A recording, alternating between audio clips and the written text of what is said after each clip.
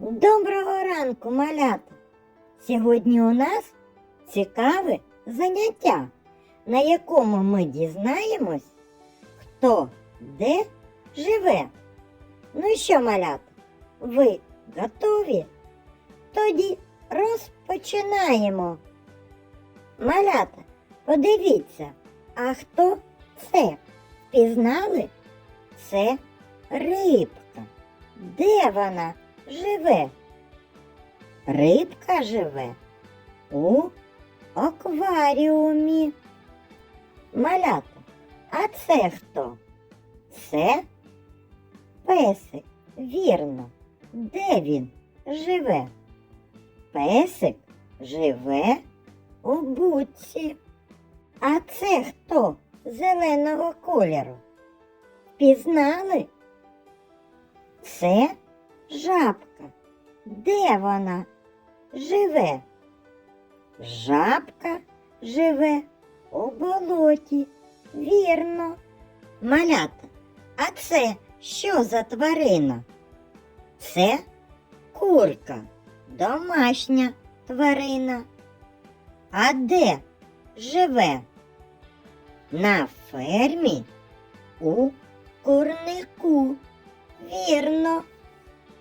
А це що за комаха? Це мураха. Де вона живе? Мураха живе у мурашнику. А це хто, малята?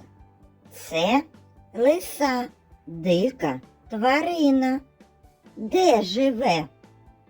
Лиса живе у лісі, у норі. А це хто? Це білка. Де ж вона живе? Білка живе у лісі, у дуплі. А це що за комаха така? Це бджілка. Де вона живе? Бджілки живуть у вуликах. А це що за птах?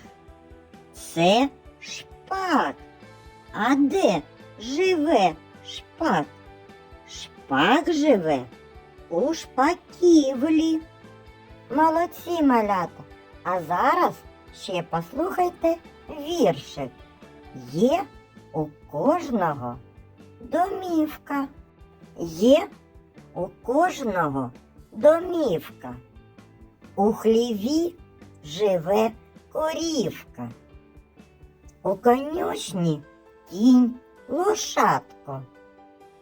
У гніздечку пташенятко. Вулик схованка для бджілки. А дупло хатинка білки. У норі живе лисичка. Равлик в мушлі невеличкий.